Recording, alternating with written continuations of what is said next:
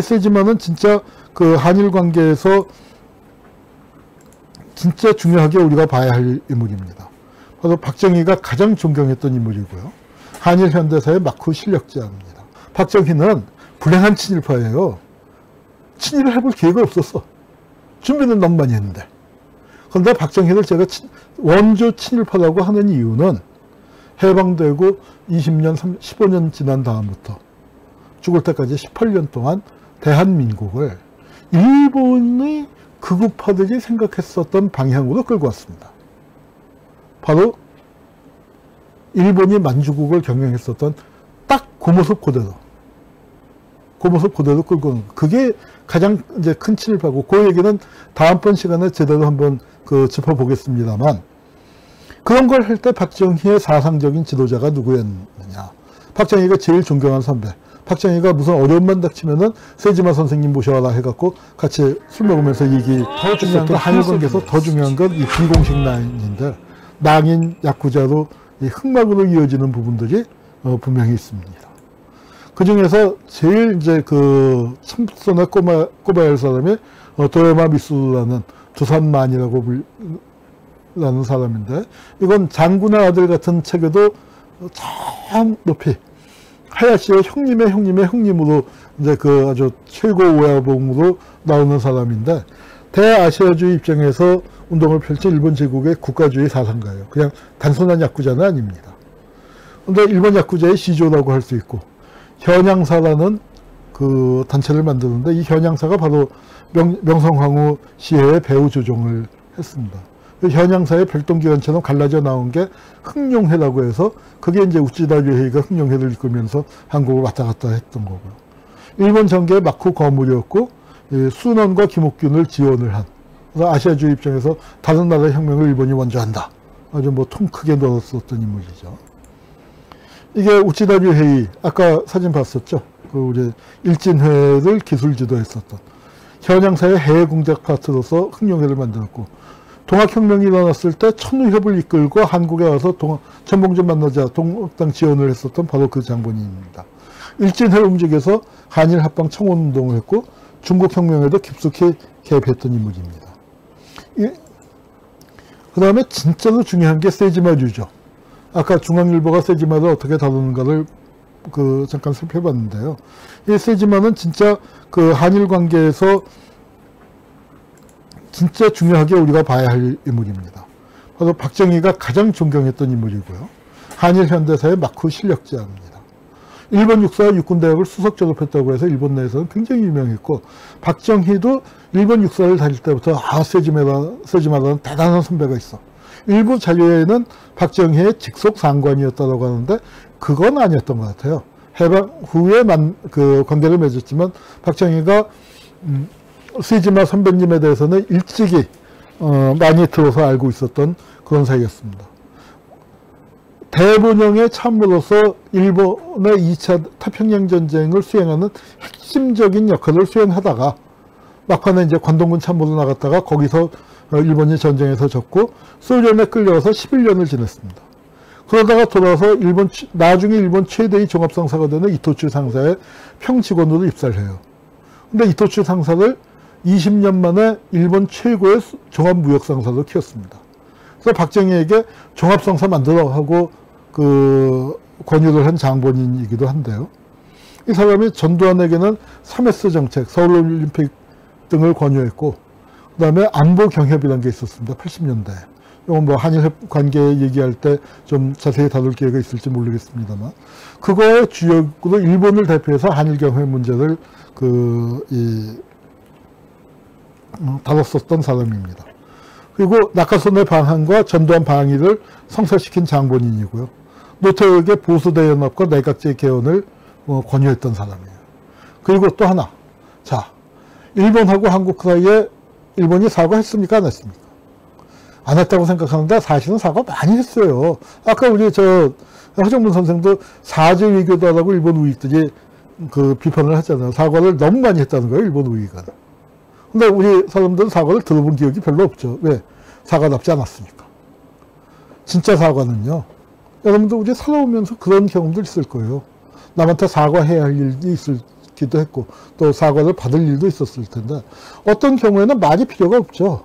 저 사람이 진짜로 미안해한다는 게 얼굴 표정이나 몸짓이나 정말 몸둘 바를 몰라 하는 게 보이잖아요. 그러면은 그가 말로 사과를 하기 전에도 우리 마음이 녹아내려서 우리가 먼저 쩔쩔매고 있는 사람한테 가서 괜찮아 됐어 다시는 그러지 마 뭐 이러면서 이제 풀리는 경우도 있어요. 그런데 어떤 사과는 들으면 들을수록 화가 나요. 경험 없으세요? 나 잘못했어. 그래, 잘못했어. 잘못했다니까. 그래, 내가 잘못했어. 됐지? 나 사과할게. 나 잘못했어. 됐지? 이제 끝이야. 다시는 나한테 뭐라고 하지 마. 사과했어. 아니, 내가 언제까지 너한테 몇 번이나 사과해야 돼. 이런 사과가 있죠. 일본은 그런 사과만 했었습니다. 그 사과에서 일본의 사과 역사에서 제일 그 희한한 말이 통석의 염이라는 천황이 한 거예요. 사과한답시고. 이 말을 만들어낸 장본이에요. 유감의 뜻을 표현하는데 사과의 의미는 아닌 일본에서도 안 쓴 사전 속에 죽어있는 그 말을 찾아낸 겁니다. 그리고 아까 얘기해 나왔던 새로운 역사 교과서를 만드는 모임의 정신적인 후원자. 이 세지마가 이런 사람이 지한파예요. 2차 대전에 앞장서고 만주 침략 앞장서고 그랬던 사람들이 대동아 공영권을 부활하려는 그런 한일 연대를 하는 게 이게 일본에서 한국을 잘 아는 지한파라고 불려져요.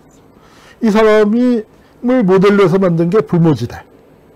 이게 세지마 주조가 일본에서 11년 있다 풀려날 때 아마 이가 빠졌는데 일을 해놓지 못하고 이제 와서 씩 웃고 있는데 이 불모지대의 그 주인공입니다. 이게 이제 이 불모지대 일본에서도 베스트셀러고 한국에서도 어마어마한 베스트셀러가 됐었는데 그 불모지대가 바로 이 세지마 주조를 주인공으로 해서 만들었어요. 기사나란 책 산케이 신문사에서 나왔어요. 그리고 세지마 주조를 그 주인공으로 해서 참모의 소화사라는 것도 있고 또 그 세지마 주조의 이야기를 갖고 침묵이 이제 이런 책들이 나왔는데 여기 이제 이 책에서 침묵의 파일에서 세지마 주조가 이런 얘기를 합니다. 아까 잠깐 나왔었지만 대동아 전쟁이 이게 침략 전쟁이 아니다. 우리는 방어 전쟁이다. 일본과 영국이 일본이 영국과 미국에 대항해서 싸운 전쟁이고 자존과 자유를 위한 것이다. 고향을 지키려고 했다. 그리고 아시아인을 해방시키려고 했다. 이런 생각이 어디까지 밀려갑니까? 교과서 모임에까지 이어지는 겁니다. 그래서 지금 대동아 전쟁은 침략 전쟁이 아니다. 이제 거기에 이런 생각을 공유하는 거예요. 그 유명한 얘기가 있습니다. 박정희도 소설가 이병주라고 5.16 직전에 박정희의 술친구였죠. 근데 그때 박정희가 대통령이 될 줄 모르고 술자리에서 박정희가 뭘 말하면 면박을 많이 줬나 봐요. 박정희가 술은 자주 먹었는데 박정희가 부산에 있을 때. 박정희 독한 사람이에요. 잡아다가 감옥 보냈습니다.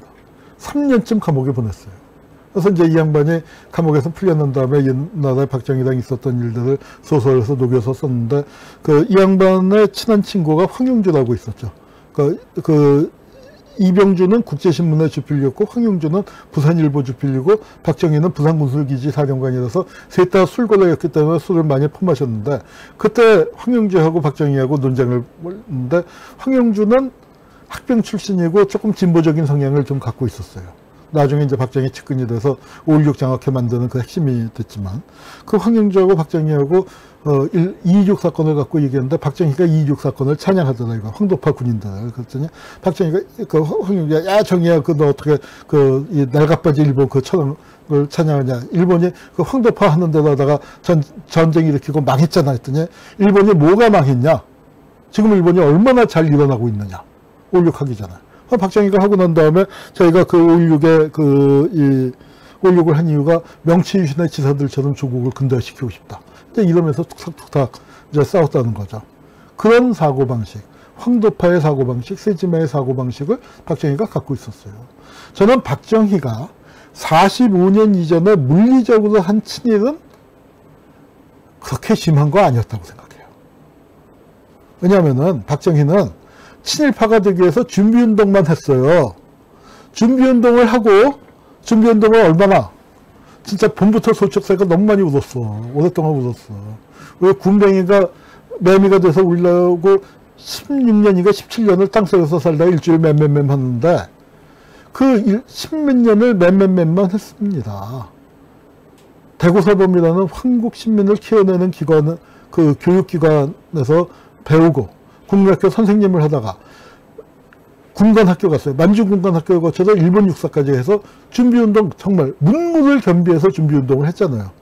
그리고 일본 육사 나와서 출세의 사다리를 올라가려고 한 발을 얹었는데 일본이 망해버렸습니다. 엉덩이가 제대로 찐 거죠. 그래서 박정희는 불행한 친일파예요. 친일을 해볼 기회가 없었어. 준비는 너무 많이 했는데. 그런데 박정희를 제가 원조 친일파라고 하는 이유는 해방되고 20년, 15년 지난 다음부터 죽을 때까지 18년 동안 대한민국을 일본의 극우파들이 생각했었던 방향으로 끌고 왔습니다. 바로 일본이 만주국을 경영했었던 딱 그 모습 그대로.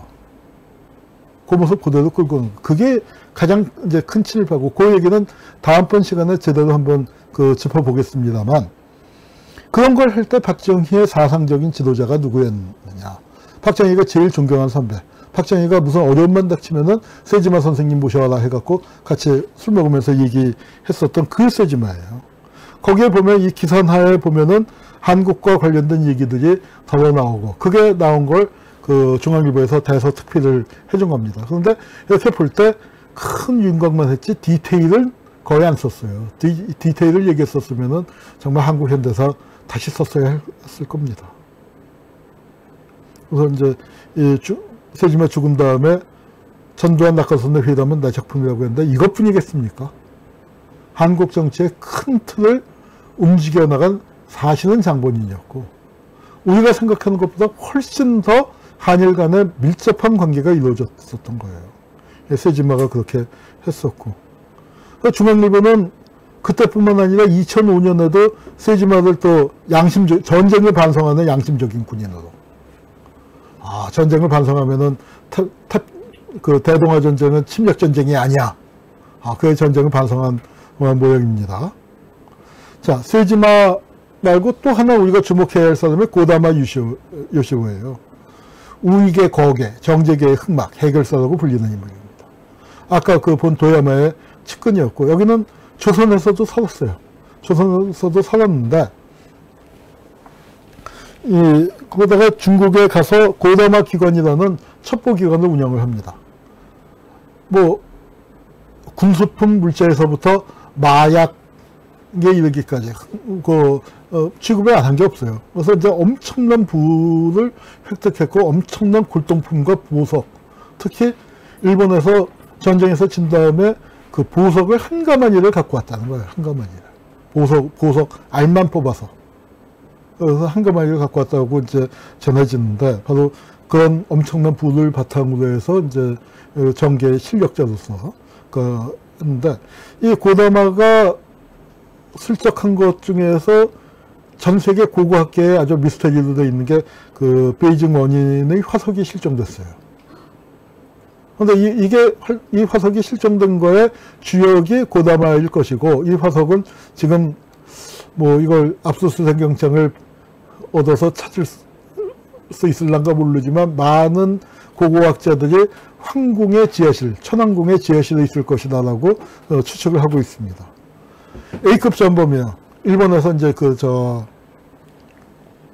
못된 짓을 하도 많이 해서 A급 전범이 됐는데, 그런데 풀려났습니다. 왜?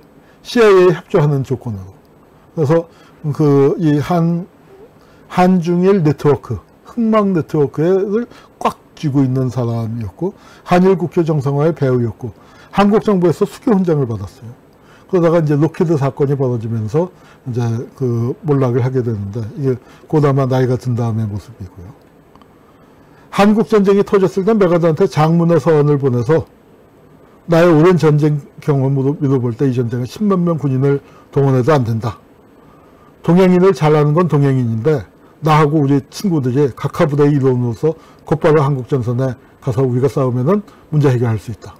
즉 일본의 입장에서 한국전쟁에 다시 참여하겠다 하는 얘기를 한 거고요. 김종필하고 친해서 삐걱하면 김종필이 불러서 이렇게 회합을 했고요. 예, 뭐 여기 생략을 하고, 여기도 보면은 김종필이 불러갖고 어느 정치인의 초청이라는 건 김종필입니다. 고다마가 국군의 날 행사 때 귀빈석에 앉아서 쫙 지켜봤다 하는 게 신문기자가 쓴 거죠. 정재계의 숨은 실력자. 일본의 이런 사람들이 제안파라고, 흔히 제안파라고 불리는 사람들인데, 이 사람들이 엄청나게 망언을 해온 사람들이죠. 박정희 시대 또는 전두환 노태우 시대, 김영삼 시대까지만 해도 이 제안파들이 한국에 오면 만날 사람들이 많았어요. 근데 김대중 시대가 되니까 확 줄었어. 그리고 노무현 시대가 되니까 아예 없어져 버렸어. 문재인 시대, 박근혜 시대는 일본의 제안파라는 사람들이 와서 또 룰루랄라 이렇게 말이 통하는 한국 친구들이 많았는데, 문재인 정권이 들었으니까 어때요? 없어졌다 이거예요. 이게 일본이 불편한 거죠. 그리고 이제 또 한 명만 더 살펴보자. 시간이 많이 지났네요. 쇼지키 마스타로라는 인물입니다. 이거 아버지가 많네. 자식을 많이 뒀네. 일본 프로야구의 아버지고, 일본 원자력의 아버지고, 일본 TV 방송의 아버지고, 요미우리 신문과 그 요미우리 TV의 아버지고, 초대 과학기술청 대신을 하면서 일본 원자력을 발전시킨 거예요. 근데 이 사람이 뭘로 유명하냐? 관동 대지진 당시에 조선인 학살의 주역입니다. 그러니까 일본에서는 이제 이렇게, 그리고 쇼리키가 CIA와 결탁돼 있고 원자력 발전을 시키는데 미국의 입김을 받아서 그 원자력 얘기는 다음 주에 원폭 얘기할 때 다시 한번 하도록 하겠습니다. 조선인 학살의 장본인인데, 당시에 동경경시청의 간부로 있었는데 기자들을 모아놓고 조선인이 우물에 독을 풀고 있다, 조선인이 부녀자를 강간한다, 학살하고 있다는 유언비어를 퍼뜨린 장본인이에요. 나중에 쏘리, 내 정보 잘못 듣었어, 그렇게 얘기하긴 했지만 이게 쫙 퍼져나가면서 그 엄청난 학살, 몇천 명이 죽었잖아요. 그런데 그건 한일협정에서 다뤄지지 않았습니다. 우리가 문제 제기할 수 있는 카드, 정부가 만들 카드가 관동 대지진 당시에 그 학살에 대한 배보상은 한일협정에서는 전혀 얘기가 안 된 건데, 그런 것만 들고 나가야 한다고 생각을 합니다. 뭐 이게 끔찍한 사진이라서 설명은 안 하겠습니다. 관동 대지진 시절에 조선인들의 피해, 이렇게 어마어마하게 한 조선인들이 죽었죠. 이게 이제 조선인 학살의 아까는 이제 학살이 지나간 다음이었다면 학살 장면을 그림으로 그린 겁니다. 이건 이제 북한에서 그린 그림이고요. 그래서 이걸 오충공 감독이라는 분이 이 영화를 만들어서 이제 2편을 만들었고 3부작이 완성됐는데, 3부작을 하기 위해서 저를 인터뷰하자고 날짜 잡자고 연락이 오는데, 뭐 기회가 닿는다면 뭐 우리 프로그램에 한번 모셔도 될 것 같은데 언제가 될지는 잘 모르겠습니다. 여기 이제 감춰진 손톱자국, 뭐 오충공 감독의 이 다큐고, 학살의 기억 관동의 대지진이라고 해서 뭐 강덕상 선생이나 또 일본의 야마타 선생이나 이런 분들이 쓴 좋은 책들이 있습니다. 바로 여기 보면은 사회주의자와 조선인들이 한패가 돼서 이제 상수도에다가 독을 풀고 있다. 그다음에 불량선인 1000명이 요코하마에서 뭐 전투를 개시했다. 이제 이런 얘기가 나오고 있습니다. 그래서 이 관동 대지진 학살에 대한 전시회도 열린 바가 있고요.